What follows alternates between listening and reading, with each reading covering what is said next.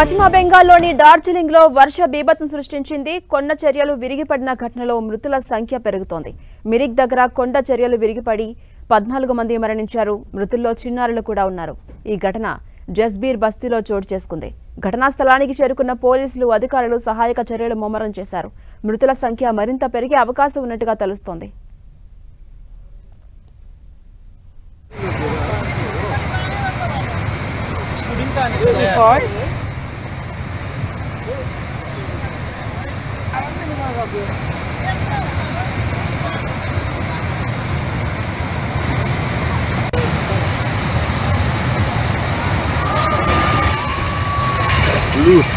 ఇక మరోవైపు దూదియా దగ్గర బాలసోల్ నదిలోని ఇనుప వంతెన ఒక్కసారిగా కుప్పకూలింది. ఇది సిలిగురి మిరిక్ ను అనుసంధానిస్తుంది. దీంతో వాహనాల రాకపోకలను నిలిపివేశారు అధికారులు.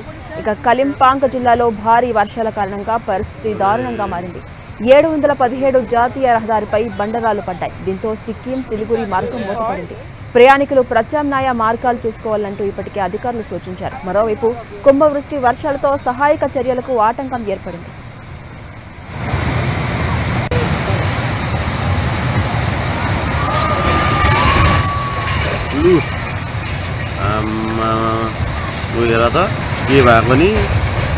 ఇటు భారీ వర్షాలతో బెంగాల్ టూరిజంపై ఎఫెక్ట్ పడింది. డార్జిలింగ్లోని టైగర్ హిల్, రాక్ గార్డెన్తో పాటు మరిన్ని టూరిస్టు ప్రదేశాలు మూసివేస్తున్నట్టు అధికారులు తెలిపారు. సందర్శకులు ఎవరూ రావద్దని హెచ్చరించారు. అటు డార్జిలింగ్లో వాతావరణ హెచ్చరికలు కొనసాగిస్తున్నారు. పలు ప్రాంతాలకు ఆరెంజ్ అలర్ట్ జారీ చేశారు వాతావరణ శాఖ అధికారులు. ప్రజలు అప్రమత్తంగా ఉండాలని సూచించారు.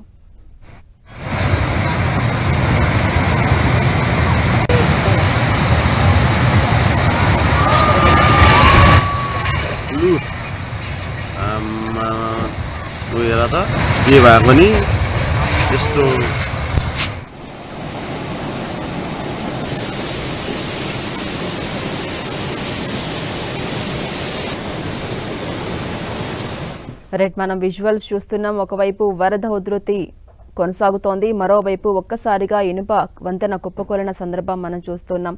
ఒక్కసారిగా వచ్చినటువంటి భారీ వర్షానికి జనజీవనం స్తంభించింది.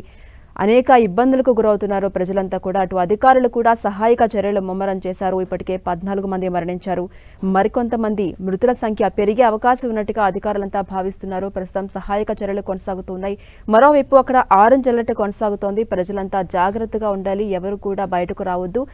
ప్రత్యామ్నాయ మార్గాలు కూడా చూసుకోవాలంటూ కూడా అధికారులు హెచ్చరిస్తున్న సందర్భం. పశ్చిమ బెంగాల్ డార్జిలింగ్లో వర్ష బీభత్సానికి ఇప్పటికే 14 మంది మరణించారు. మరికొంతమంది మృతుల సంఖ్య పెరిగే అవకాశం ఉన్నట్టుగా కూడా అధికారులంతా హెచ్చరిస్తూ ఉన్నారు. మరోవైపు ఇనుప వంతెన ఒక్కసారిగా కుప్పకూలింది. ఆ వరద ఉధృతికి ఏ విధంగా ఇళ్లను ధ్వంసమవుతున్నాయో, మరోవైపు వరద ఉధృతికి ఆ వంతెన ఏ విధంగా కుప్పకూలిందో మనం 10 టీవీ స్క్రీన్ పై చూస్తూ ఉన్నాం.